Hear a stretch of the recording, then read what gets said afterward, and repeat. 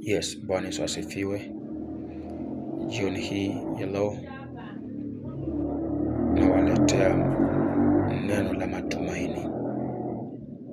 Najua kwamba umepambana kuanzia asubuhi hadi majira haya. Sasa imefika wakati ambapo unarejea kwa nyumba, na jinsi ambapo unavyorejea kwa nyumba umeweza kuangalia kila mahali, unaona kama unaenda kuanguka. Lakini nataka nikupatie jambo moja peke yake, motisha peke yake.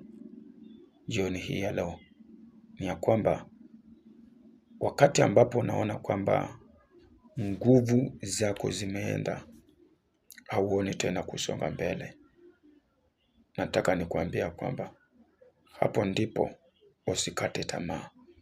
Endelea kusonga mbele. Endelea kusonga mbele.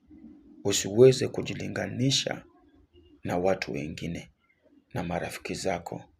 Usiweze kujilinganisha na dada zako, wala wale watu wengine ambao wako juu yako.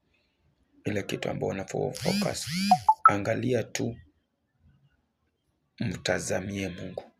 Ninajua kwamba bado anaenda kufanya jambo jipya katika maishani mwako. Wakati ambapo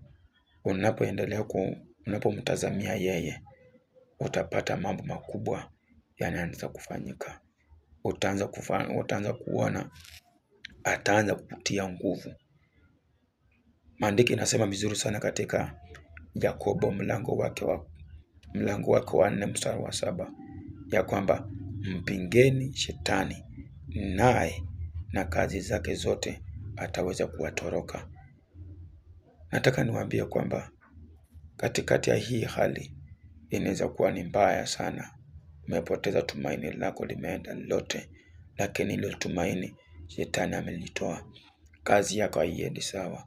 Umekaa kwa nyumba, huna kazi, huna chochote, lakini nataka nikwambie, jitie nguvu. Mwambie Mungu kwamba ninayaweza yote kwa yule mtu ambaye anitia nguvu. Nani ambaye atakayekutia nguvu? Ni Yesu Kristo, ambaye aliye na uwezo ya kukutia nguvu wewe. Hakuna mtu mwingine. Ikiwa kama wazazi wako wenyewe walioacha ushago, ikiwa kama ni wazazi wanakuombea, wanasema kwamba mtoto wetu akafanikiwe, tumaini lao liko kwako. Ndugu yangu, dada yangu, usikate tamaa. Usifike wakati useme kwamba sasa mimi nimeisha, siwezi tena kuendelea. Piga hiyo mbele. Piga na uendelee mbele.